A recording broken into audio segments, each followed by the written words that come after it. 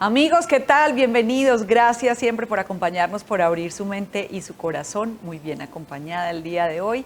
Tenemos al doctor Pablo Gómez, médico psiquiatra especializado en programación neurolingüística. Vamos a hablar de la mente y de las emociones, cómo por medio de la espiritualidad podemos también llevar más fácilmente esas emociones que a veces nos agobian, que nos hacen sentir un poco incómodos. Neurología y espiritualidad. ¿Cómo funciona esto, doctor? Bienvenido. A mí me encanta hacer estas conversaciones y agradezco mucho el tiempo que siempre nos regala. Diana, no, tú sabes, yo feliz siempre que veo que me escribes, que me llamas, que me invitas, la emoción no te imaginas, yo feliz de estar acá siempre. Esta es tu casa y además este diario es gracias a personas como tú que lo hacen posible, que nos regalan esta información tan valiosa. Primero que todo, vamos a hacer una diferencia grande entre la neurología y la espiritualidad.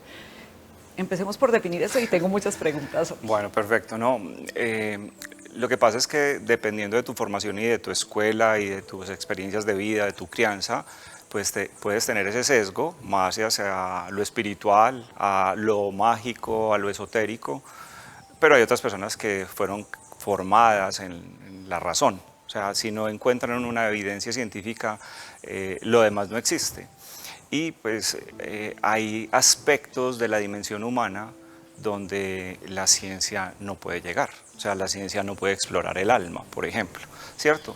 Entonces, es como cuando tú me dices cómo diferenciamos eso.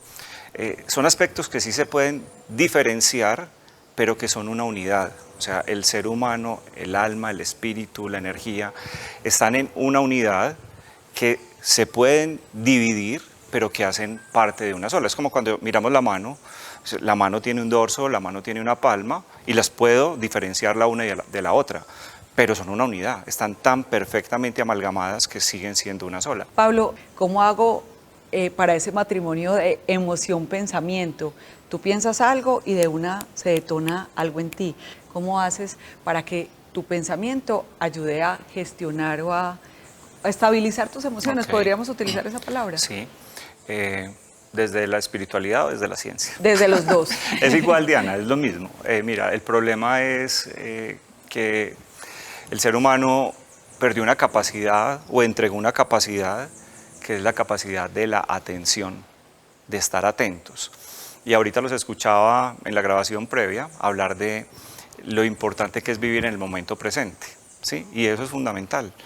Y hoy la neurociencia avala la importancia de eso. Entonces te lo voy a explicar desde primero la posición médica. El cerebro de nosotros tiene muchos circuitos, muchas redes neuronales, y hoy sabemos que hay un circuito muy grande que constantemente está operando todo el tiempo. Se llama la red neurológica por defecto. Es una red que se sospechaba que existía cuando descubrieron el electroencefalograma, porque veían que eso seguía vibrando a pesar de que el paciente no estuviera pensando ni haciendo nada.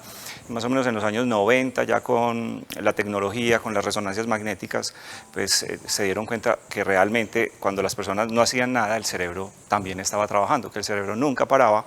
Y hoy, pues las investigaciones que hay a través de la neurociencia de esta red nos dice que esa red está operando en nosotros la mayor parte del tiempo, o sea que nunca para, que siempre está ahí prendida y que nosotros habitamos en esa red hasta el 80% del tiempo. Y esa es la red del despiste, es la red donde nunca estoy en el presente, porque la investigación ha mostrado que siempre que estoy trabajando en esa red estoy o en pensamientos del pasado o en pensamientos del futuro, pero siempre los del pasado negativos, dolorosos, tristes, o los del futuro, pero no el futuro que quiero, sino el futuro catastrófico, el problema, lo que puede salir mal. Pero peor aún, a veces habita en el interior, o sea, la autocrítica, no soy bueno, no sirvo para nada, no. Ese diálogo interno es natural, o sea, la mente siempre está haciendo eso. Y el problema es que cuando esos pensamientos están apareciendo constantemente en mi mente, cada vez que yo pienso en algo, haz de cuenta, fíjate que cuando uno va a cine, uno se mete en la película y uno se ríe, se asusta, se enoja con el villano, maldito este, bruja esta, pero eso no es real. Pero la mente en ese momento se mete tanto en la película que lo vive, que lo siente, que lo experimenta. Pasa exactamente cuando tú tienes un pensamiento. Si tú tienes un pensamiento, haz de cuenta que inmediatamente aparece una pantalla dentro de tu mente y ahí se están proyectando esas imágenes. Y el cuento aquí es que tu mente, tu cuerpo no es capaz de diferenciar si eso que estás proyectando ahí realmente está pasando, si es algo que ya pasó o si es algo que va a pasar. Simplemente lo ves ahí, entonces, como son situaciones dolorosas y tristes o caóticas, miedosas del futuro, pues tu cuerpo reacciona, tu cerebro reacciona para lo que está viendo. O sea, se siente amenazado, se siente en peligro, entonces tiene tres opciones: pelear, escapar o paralizarse. ¿Listo? Cuando en la vida real estás enfrentada, por ejemplo, a un miedo, porque hay una situación real, te aparece un tigre de frente, pues tú no te vas a poner a negociar con el tigre a ver qué haces, tú tienes que sobrevivir. Entonces tu cerebro en cuestión de milisegundos libera hormonas de estrés para que tú puedas reaccionar. Entonces te da taquicardia, te da hiperventilación, porque el corazón va a bombear más sangre más rápido para llevar oxígeno a todos los tejidos para que puedas escapar. Fíjate qué tan interesante la relación que tiene esto con la salud, porque cuando pasa eso, el cerebro dice, venga, tengo que redistribuir la sangre porque pues hay zonas en este momento que no me interesa que tengan sangre, yo necesito sangre para correr. Entonces me mandan la sangre para los músculos, pero me la quitan del sistema digestivo, me la quitan del sistema inmunológico. El sistema inmunológico consume muchísima energía, entonces claro, me vuelvo más propenso a ciertas enfermedades asociadas a ese estrés. Pero fíjate que, como dicen por ahí, el 80% del tiempo nos preocupamos por cosas que nunca van a suceder. Pero pasa lo mismo cuando nos vamos al pasado. Cuando tú te vas al pasado, ese dolor que ya viviste, pero que no has sanado, que no has aprendido de él, que no has perdonado, porque sanar el pasado es perdonarlo. Y perdonar pues termina siendo una decisión, no es una obligación, pero sí es una decisión que uno toma. Cuando tú vas al pasado y vuelves y te acuerdas de lo que hablabas ahorita, de infidelidades, de traiciones, de despechos, de cualquier cantidad de cosas, lo mismo, la pantallita mental, la misma imagen, el mismo recuerdo y la química en tu cuerpo. Entonces, en ese momento es cuando entendemos lo que nos dicen los libros espirituales. El dolor en la vida hace parte de la experiencia humana, ¿sí? Pero el sufrimiento es una elección. Yo puedo sufrir por cosas que pasaron hace 30 años atrás, ya pasaron, pero tú las recuerdas y las vives hoy y las puedes vivir toda la vida. Por eso un duelo puede durar el tiempo que tú quieras. Esa es la explicación. Ahora, yo te decía que me gusta mucho es la visión espiritual. ¿Cómo puedo amalgamar todo esto? Primero, cuando hablamos de espiritualidad, porque a mí me gusta como sentar bases, dejar las cosas claritas, porque es que yo soy muy espiritual. ¿Y por qué sos espiritual?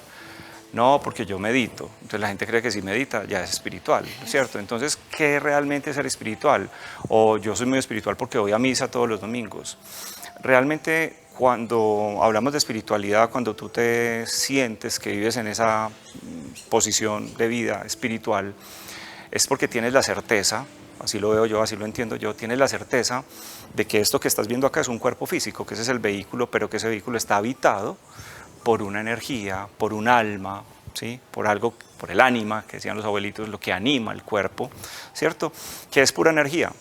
Y reconozco que esa energía me la da una entidad superior a mí. Entonces ahí entra Dios, el universo, como lo quieras llamar, y que esa energía compone todo, ¿sí? Y que yo estoy hecho de esa energía y que yo no estoy solo, que yo no estoy desconectado. En esa visión espiritual, entonces, si yo soy energía, todos somos iguales porque estamos hechos de lo mismo. Y ahí es donde empieza la empatía, la compasión, la benevolencia, porque pues tu dolor es mi dolor, ¿sí?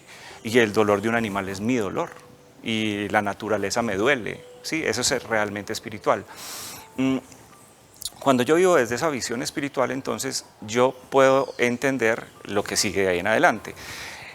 Hay un espíritu, que es la energía, que es lo que está conectado a la divinidad, a la energía superior, a lo que nos crea. Y esa es mi certeza, eso es lo que me hace ser espiritual. En ese sentido, yo no estoy solo, yo no tengo por qué tener miedo. Y eso lo hablamos en el curso de milagros, y bueno, en el budismo. Yo estoy conectado a algo superior, entonces no tengo por qué temer. Si temo, es porque estoy equivocado, estoy desenfocado. Cuando yo tengo esa certeza, yo puedo entender que si yo vivo desde esa vida espiritual, desde esa conciencia de que hay algo superior a mí, no me va a faltar nada, no me va a pasar nada, que todo lo que está pasando es para mi crecimiento espiritual, que detrás de todas esas tragedias hay un aprendizaje que me va a hacer mejor persona en ese camino espiritual, pero nosotros tenemos dos caminos, uno espiritual y uno terrenal. Entonces hay que cumplir bien con los dos. El problema es que nos hemos enfocado mucho en el terrenal.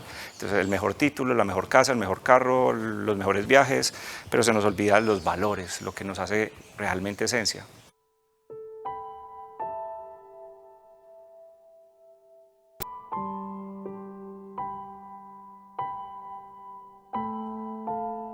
Y las personas que son muy terrenales, muy mentales, generalmente rechazan esta información espiritual, rechazan estas prácticas y más de una conversación de estas les molesta porque no saben que hay algo más allá. Pero a mí no me puede afectar que el otro piense así. Porque si yo digo que es que está equivocado porque es muy racional, pues ahí está hablando, es mi ego. Entonces de eso te quiero hablar también. Entonces, el ego es esa partecita de nosotros que cree que yo soy lo que tengo, mi título, mi carrera, lo que los demás piensan de mí, y eso es lo que me hace sufrir, porque el ego, ese aspecto psicológico dentro de esta vida espiritual, hace que yo me mantenga. Él es muy vivo, él es muy tramposito, él nunca permite que estés en el presente, porque si se habita en el presente, ya no es el ego, ya es la conciencia.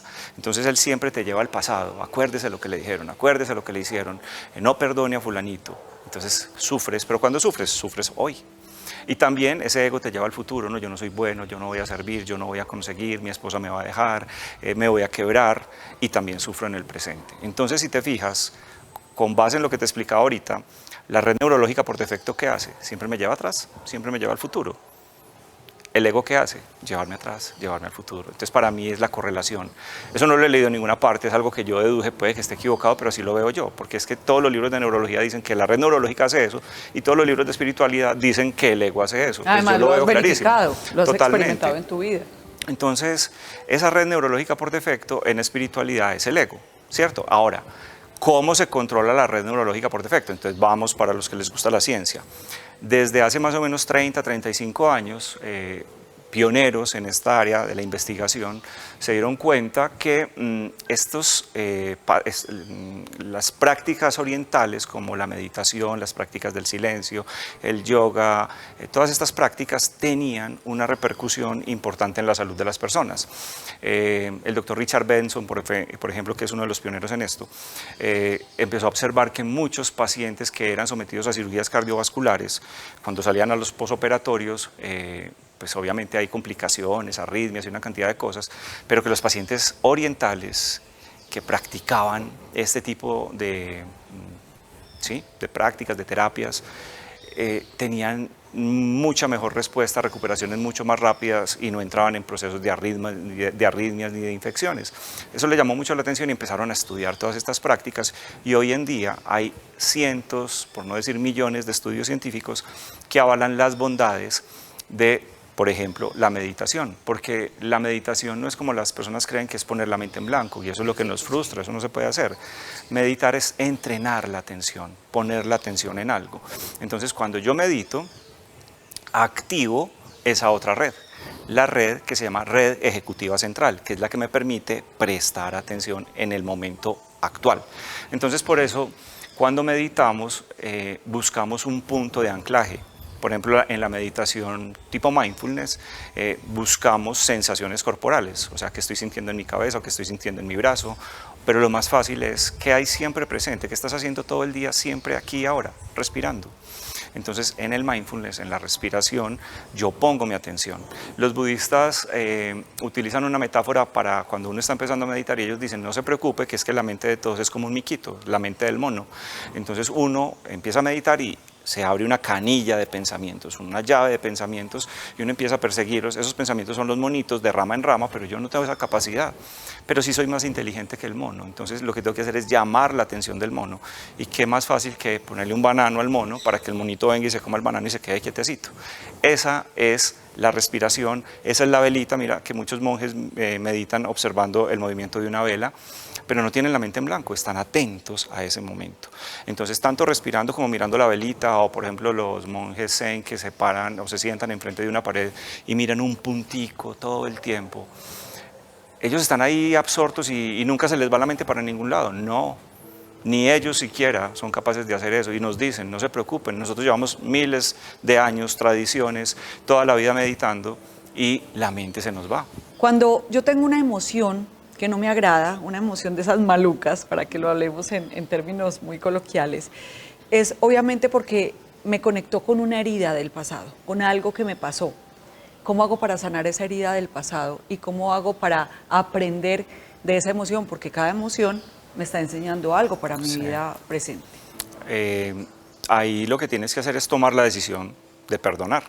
Y hay una frase muy bonita que dice, hoy decidí perdonarte, no porque fueras consciente del dolor que me causaste, ni porque vinieras arrepentido a pedirme perdón, sino porque mi alma merece estar en paz.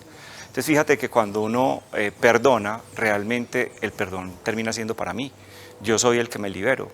Cuando yo perdono, ya puedo ir a ese pasado sin dolor. La doctora Marian Rojas, que es una psiquiatra española, dice que perdonar es ser capaz de volver al pasado y devolvernos sin heridas. Realmente eso es perdonar. Pero si yo le hago culto al pasado, si yo cada vez que voy al pasado me acuerdo, sufro, lloro, pues soy adicto al dolor. Y ahí es donde decimos en la espiritualidad, el sufrimiento es opcional. Entonces tengo que tomar la decisión, porque lo decía ahorita, perdonar no es una obligación, pero sí es una decisión. ¿Y cómo se perdona? La gente una vez, un paciente me preguntó, doctor, ¿y cómo se perdona? Y me pegó una corchada porque yo dije, ¿cómo se perdona? Pues perdonando, no hay nada que hacer, es la intención de perdonar. Pero ahondando un poquito, sí me doy cuenta que uno puede hacer rituales para perdonar. Entonces hay, por ejemplo, desde la terapia gestal, que es una terapia psicológica muy bonita, hay muchos ejercicios como por ejemplo una silla vacía, la carta, escribir la cartica que tiene unos pasos, conectado haciendo el ritual completo, pero siempre con la intención de sanar. Por ejemplo, en ambos rituales, en estos dos que les menciono, yo le digo a los pacientes que siempre hay que buscar el agradecimiento a esa persona que me hirió, busque, entonces la gente me dice, pero doctor, es que me violó, ¿cómo lo voy a agradecer? Siempre hay que buscar la forma, o sea, te enseñó. O el propósito, cuando estás en una relación tóxica, que llamamos tóxica, donde tú constantemente sufres y sufres, ¿qué es lo que te está enseñando la otra persona? Que te ames. Exacto. Porque cuando tú te amas no permites que eso pase. Te valore, pero que si está en tu vida, autoestima. Exactamente. Un propósito tiene. Entonces, lo primero es darle las gracias, siempre se debe empezar por las gracias. Es muy frecuente que muchos de los problemas que yo veo en consulta, que aparentemente son depresión y ansiedad, que son más, no necesariamente son trastornos psiquiátricos, sino más por situaciones de vida, por entorno, por traumas no resueltos, por el ego herido, es muy frecuente que esos procesos vengan de la casa, del papá y la mamá. Yo por eso digo, lo digo con respeto, yo también soy papá, que los psiquiatras tenemos trabajo porque los papás existen. ¿Sí? O sea, si un papá te quiere mucho, te daña. Pero si un papá no te quiere tanto, también te daña. ¿Sí? Si está todo el tiempo ahí, te daña, pero si no está, también te daña. Es muy difícil y no hay un manual para esto. Entonces, a los padres, por ejemplo, si lo que tengo que sanar es una herida con el padre o con la madre, siempre dar las gracias porque me dieron la vida. Por ahí arrancamos. Ya después miraré qué otras cosas puedo agradecer. En segundo lugar, pedir perdón. Yo le pido perdón a esa persona, yo te pido perdón porque a lo mejor te he causado dolor y sufrimiento, porque también te he herido, porque consciente o inconscientemente te he dañado, porque he hablado mal de ti, porque te he criticado, porque te he juzgado, porque no te he entendido. Entonces ese reconocimiento también es someter el ego, es bajar el ego. En tercer lugar, perdonar. Entonces yo te perdono porque me hiciste eso, porque me hiciste aquello, porque me hiciste lo otro. Pero el último paso es el paso más bonito y es el paso como espiritual. Hoy no te veo como mi padre. Hoy no te veo como mi pareja, hoy te veo como un ser espiritual igual que yo, que también está aquí, que también está aprendiendo, que también tuvo papá, que también tuvo mamá, que también tiene heridas. Y parto de la base de que lo que hiciste, lo hiciste porque en su momento pensabas que era lo mejor, porque uno hace lo que puede, siempre lo mejor que puede con lo que tiene. Y ahí puedo decir esto, y aunque no comparto lo que hiciste, puedo entenderlo ahora que lo veo distinto desde esta visión y por esa razón he decidido perdonarte, estar en paz contigo. Y yo le meto la cuñita, porque no sabemos, esto no se puede medir tampoco, y quién sabe qué viene de ahí para atrás, ¿cierto? Entonces no sabemos que si esto viene por la abuelita y por la bisabuelita y por no sé qué. Ahorita hay una serie turca muy bonita en Netflix que se llama Mi Otra Yo, y habla de las terapias de las constelaciones familiares, y es una serie que les recomiendo a todos, es muy bonita, y justamente ayer en mi canal de YouTube saqué un video explicando por qué es importante abrirse a esas posibilidades. O sea, hay áreas donde la ciencia todavía no puede meterse. ¿cierto? Y que la ciencia no compruebe ciertas cosas hoy en día no quiere decir que no existan. Pues cuántas veces, a cuánta gente quemaron viva, a cuánta gente colgaron porque estaban diciendo cosas que años, siglos después se comprobaron que eran ciertas. Entonces, eso es ser humilde también, esa es la parte de vencer mi ego y no pensar que yo soy el único que tengo la verdad absoluta.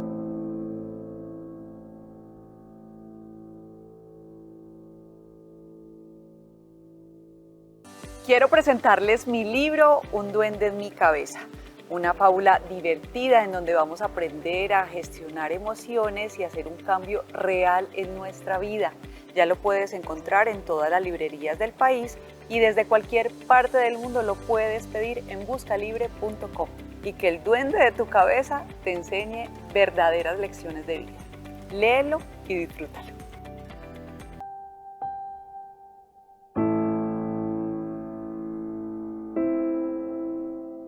Prácticas espirituales para una salud mental óptima. Esto es necesario y mientras estemos vivos todo es posible. Así hayan estos trastornos mentales. Hay personas como el doctor Pablo Gómez, como el doctor Rodrigo, también son nuestros psiquiatras de cabecera, a los que pueden acudir, pueden buscar ayuda, pero siempre hay una mano amiga con la que podemos contar. Muchísimas gracias siempre por estar acá. Es un honor. Besitos para todos y recuerden que ser feliz es una decisión. Nos vemos y juntos escribimos páginas de este diario que nos hacen aprender y que nos hacen crecer como seres humanos. Si